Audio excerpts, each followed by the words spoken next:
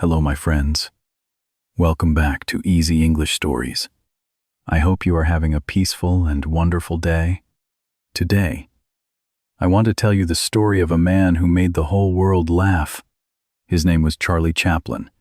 He was an actor, a filmmaker, and one of the most famous artists in movie history, but his life did not begin with fame.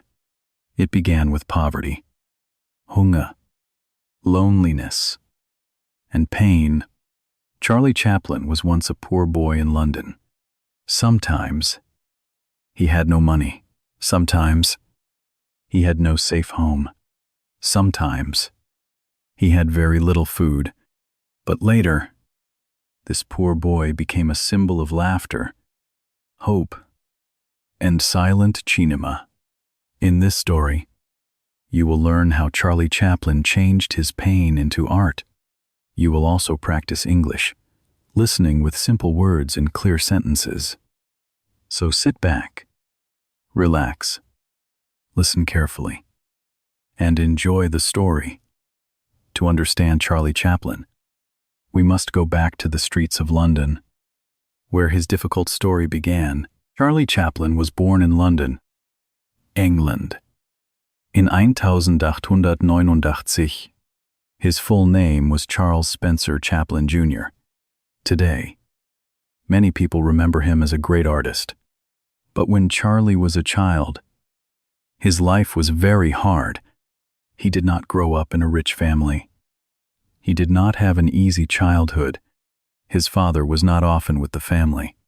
His mother, Hannah, tried to take care of Charlie and his brother Sidney.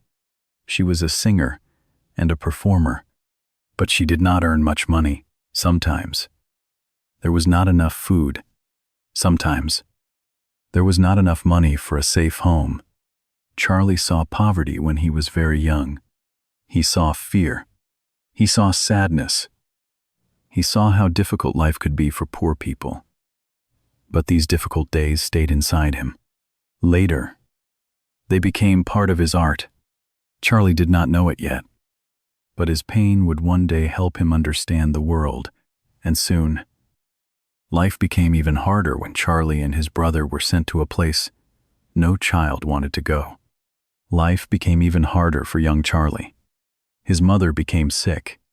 She could not always sing, and without singing, she could not earn enough money. The family became poorer and poorer. Sometimes, Charlie and his brother Sidney had no safe place to stay. They were still children, but they already knew hunger. They already knew fear. They already knew shame. When Charlie was still young, he and Sidney were sent to a workhouse. A workhouse was a place for very poor people. It was not a warm or happy place. The children had to follow strict rules. They had little food. They slept in cold rooms. They missed their mother. For a child, this was a painful experience. Charlie felt small. He felt powerless. But even in this dark place, something important was happening inside him. He was watching people. He watched how poor people walked. He watched how sad people smiled. He watched how people tried to keep their dignity, even when life was hard. Later, these memories would become part of his films. In the workhouse, life was cold and difficult. The children were often sad. They missed their families. They missed warm rooms. They missed simple, happy days. Charlie was sad too, but Charlie had something special inside him. He could watch people very carefully. He watched how people walked. He watched how they moved their hands. He watched how they looked when they were tired, proud, afraid, or happy.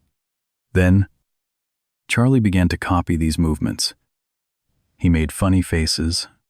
He walked in a silly way. He pretended to fall. He made the other children laugh. For a short moment, they forgot their hunger. They forgot their fear. They forgot the cold room around them. Charlie felt something new. He felt that laughter had power. Laughter could not change everything. But laughter could give people a little light in a dark place. This was the first spark of Charlie's comedy. Soon, this small gift would lead Charlie to the stage, where his real journey began. Charlie's life was still difficult, but now he had something to hold on to. He knew he could make people laugh, and slowly, this small gift led him toward the stage. In London, there were many small theaters and music halls. People went there to watch singers, dancers, actors, and comedians. For poor people, the theater was a place of escape. For a short time, they could forget their problems. Charlie understood this feeling very well. He knew what it meant to need laughter. When he was still young, Charlie began to perform. At first, he did not have much experience. He was nervous. His body was small. His clothes were simple. But when he moved, people watched. When he made a funny face, people smiled. When he walked in a strange way, people laughed. Charlie began to learn an important lesson. On stage, you did not need to be rich. You did not need to be powerful. You only needed to make people feel something. For Charlie, the stage became a new world. It was a place where a poor boy could become someone important. As Charlie performed more, he began to understand something important. Words were not the only way to tell a story. A face could tell a story. A walk could tell a story. A small movement of the hands could tell a story. Charlie watched people everywhere. He watched people in the streets. He watched people in theaters. He watched rich people and poor people. He watched how they stood, how they walked, and how they tried to hide their feelings. Then he used these small details in his performance. If he wanted to show pride, he lifted his head. If he wanted to show fear, he made his body smaller. If he wanted to show sadness, he slowed down his walk. If he wanted to show hope, he kept moving forward. This was Charlie's special language. It was not a language of words. It was a language of movement. And because it did not need words, people from many countries could understand it. A person in England could laugh. A person in America could laugh. A personne in France, Japan, or Brazil could laugh too. Charlie was learning how to become universal. He was learning how to speak to the world without using words. Soon, this silent language would take Charlie far away from London, across the ocean, to a new world called America. Charlie kept working on stage. He performed again and again. Every show taught him something new. He learned how to make people laugh faster. He learned how to hold the attention of an audience. He learned how to use silence, timing, and movement. Slowly, Charlie became better and better. Then, a big opportunity came. Charlie joined a famous comedy group called the Fred Carno Company.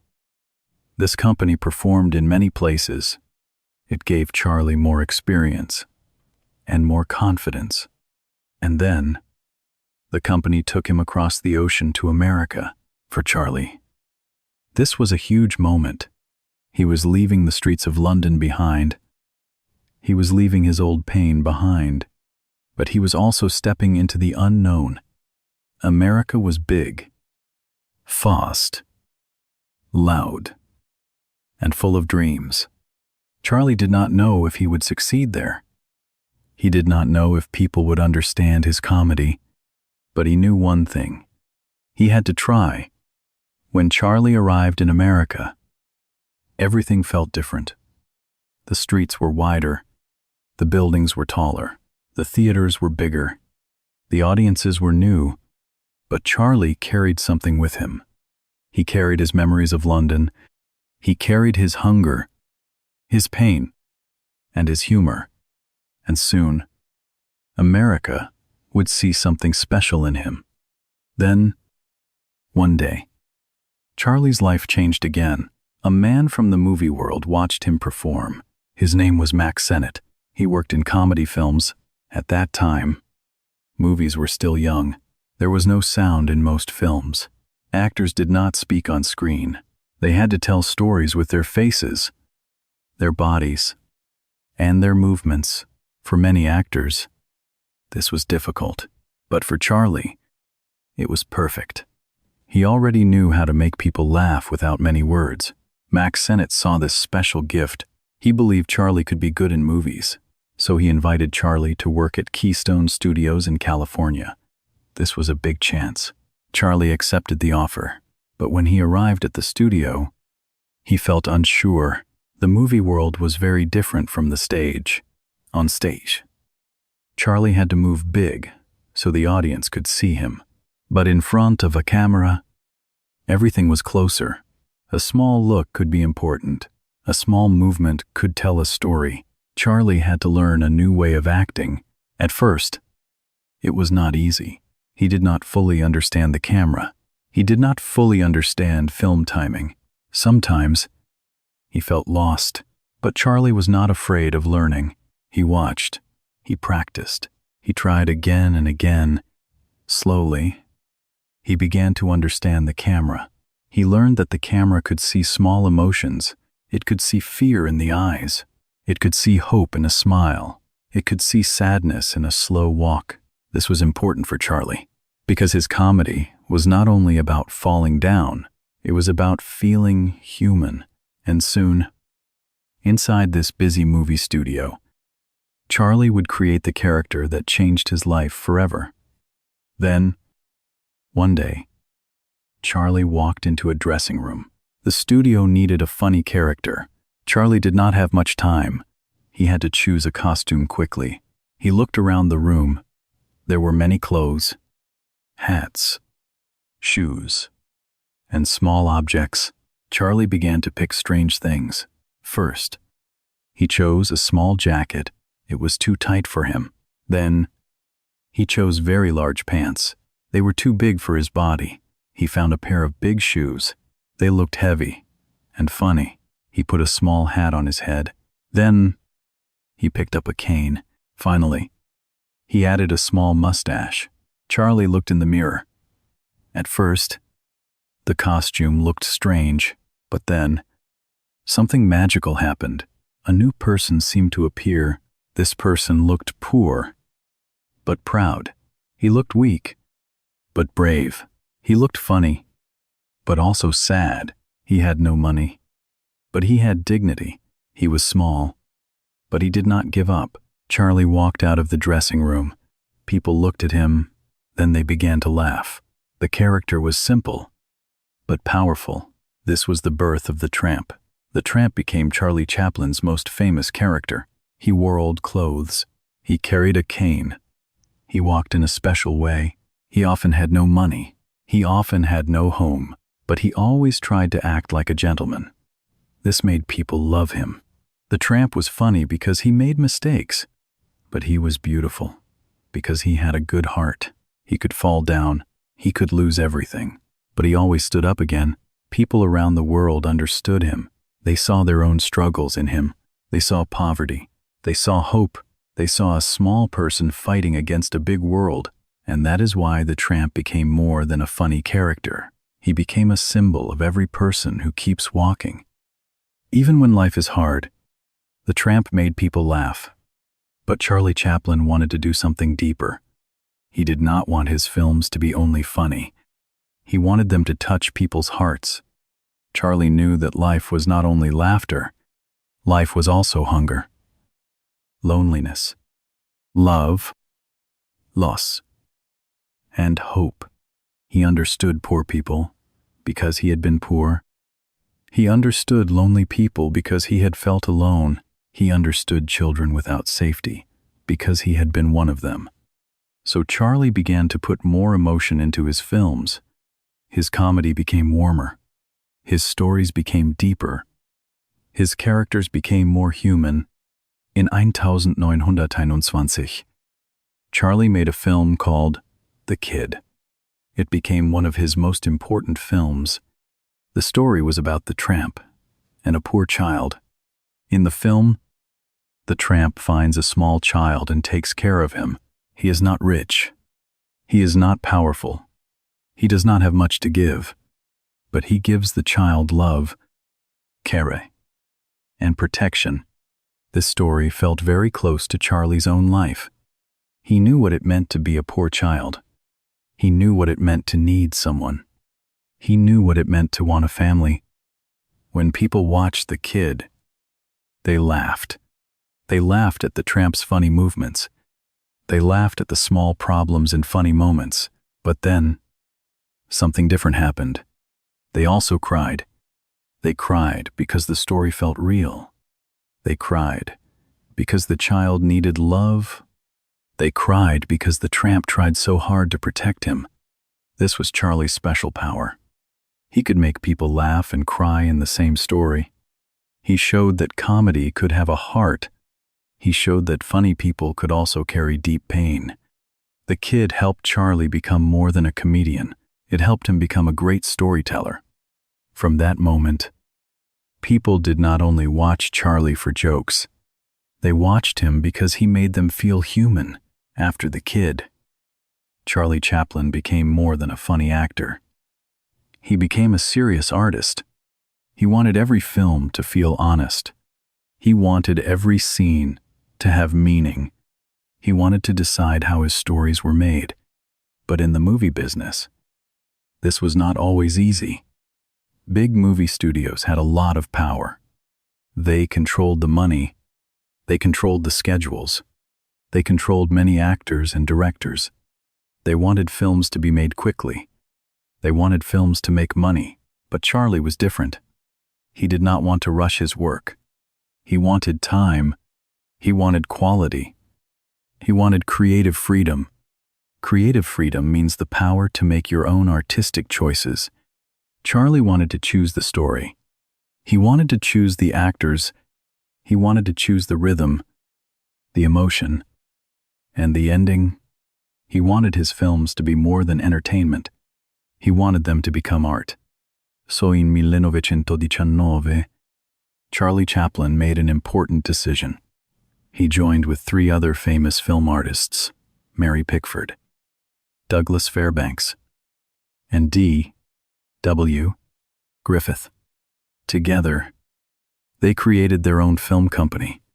The company was called United Artists. This was a very bold idea. At that time, most actors worked under big studios. They did what the studios told them to do. But United Artists gave Charlie and his partners more control. They could make the films they truly wanted to make. For Charlie, this was a dream. He had started life with almost no control. As a child, poverty controlled him.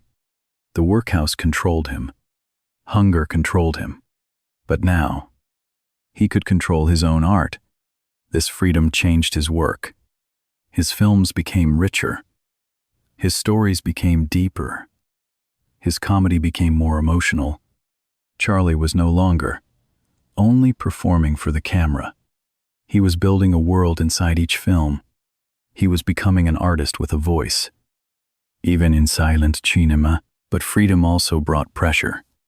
If Charlie controlled everything, then he was responsible for everything. Every story, every scene, every mistake, and every success belonged to him. This was not easy, but Charlie accepted the challenge. He wanted to make films that people would remember for a long time. And soon, with this creative freedom, he would make some of the greatest films of his life. With creative freedom, Charlie Chaplin could make the films he truly wanted to make. He did not need to rush.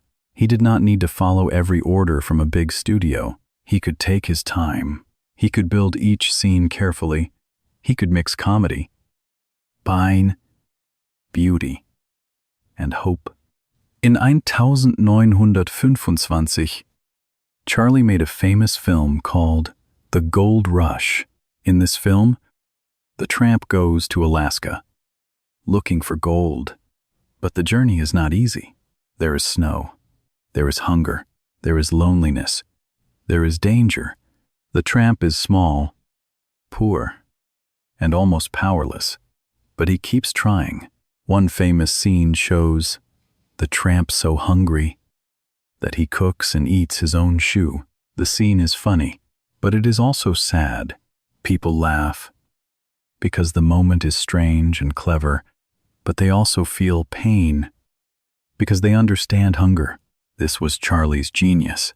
He could turn suffering into comedy, and he could turn comedy into something deeply human. Years later, in 1931, Charlie made another great film, City Lights. By this time, many movies had sound. Actors could speak on screen, but Charlie still believed in silent cinema. He believed that a face could speak. He believed that a body could tell the truth. He believed that silence could be more powerful than words. City Lights became one of his most beautiful films. It was funny, gentle, romantic, and emotional. It showed that Charlie did not need many words to touch people's hearts. His silence was not empty. His silence was full of feeling. And this is why Charlie Chaplin became a silent genius. He made people laugh without speaking. He made people cry without explaining. He made people feel understood, even across different countries, different languages, and different lives. As Charlie Chaplin became more famous, the world around him began to change. The world was no longer only watching comedy, it was also facing fear, war, and dangerous ideas. In Europe, a dictator named Adolf Hitler became very powerful. Many people were afraid of him. Many people did not want to speak against him. But Charlie Chaplin was different. He believed that art could say something important. He believed that comedy could fight cruelty. He believed that laughter could show the truth. So, in 1940, Charlie made a film called The Great Dictator. This film was very different from his earlier films. It was funny, but it was also serious. It was comedy. But it was also a warning. In the film, Charlie played two characters. One character was a poor barber. He was kind, simple, and human. The other character was a cruel dictator. He was proud, loud, and dangerous. Charlie used comedy to make the dictator look foolish. He showed that powerful people could also be ridiculous. But at the end of the film, Charlie did something unexpected. He gave a serious speech. He spoke about kindness. He spoke about freedom. He spoke about humanity. For many people, this moment was powerful. They saw that Charlie was not only a comedian, he was an artist with a message. But this message also created problems for him. Some people did not like his political ideas. Some people said he was dangerous. Some people said he was not loyal to America. The newspapers began to attack him. The government began to watch him. Charlie felt hurt and angry. He had lived in America for many years. He had made his greatest films there. He had given laughter to millions of people. But now, many people turned against him. In 1952, Charlie left America to travel to Europe. While he was away, the American government stopped him from returning easily. Charlie felt rejected. He decided not to go back. He moved to Switzerland with his family. There, he lived far away from Hollywood. He still made films. He still had his memories, but something had changed. The country that had made him famous no longer felt like home. Charlie Chaplin had made the world laugh, but now he had to live with loneliness, distance, and exile. Charlie Chaplin's story did not end in exile. For many years, he lived in Switzerland with his family. He was far away from Hollywood. He was far away from the studios, the cameras, and the bright lights. But people still remembered him. They remembered the tramp. They remembered the small hat the big shoes, the cane, and the funny walk. They remembered the laughter. They remembered the tears. They remembered how Charlie made them feel human. Then, in 1972, something important happened. Charlie Chaplin was invited back to America. He returned to receive a special award for his lifetime work in film. By this time, Charlie was an old man. His hair was white. His body was slower, but his eyes were still bright. When he walked onto the stage, the room became emotional. People stood up. They clapped. They clapped for a long time. Some people cried. For many people, this was more than an award. It was a moment of forgiveness. It was a moment of memory. It was a moment of love. America remembered the man who had given the world so much laughter. Charlie stood on the stage and said only a few simple words, but the feeling in the room was very deep. After that night, Charlie returned to Switzerland. He spent his last years with his wife, Ona, and their children. He lived quietly. He had family. He had memories. He had a long life behind him. On Christmas Day, 1977, Charlie Chaplin died. He was 88 years old, but his story did not die.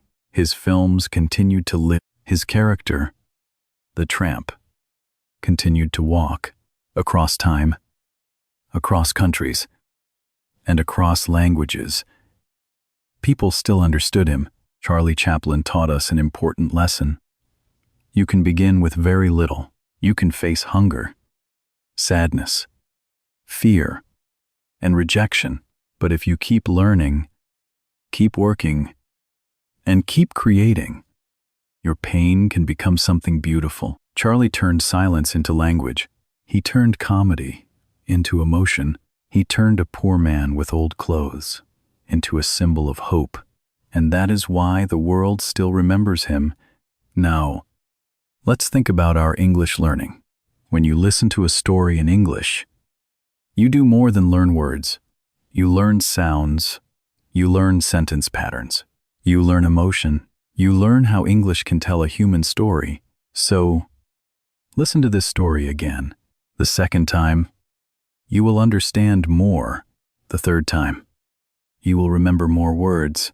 And slowly, your English listening will become stronger. Now, I have one question for you. What did you learn from the story of Charlie Chaplin?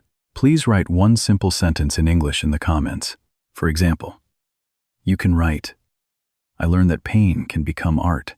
If you enjoyed this story, please like this video and subscribe to Easy English Stories for more simple English stories.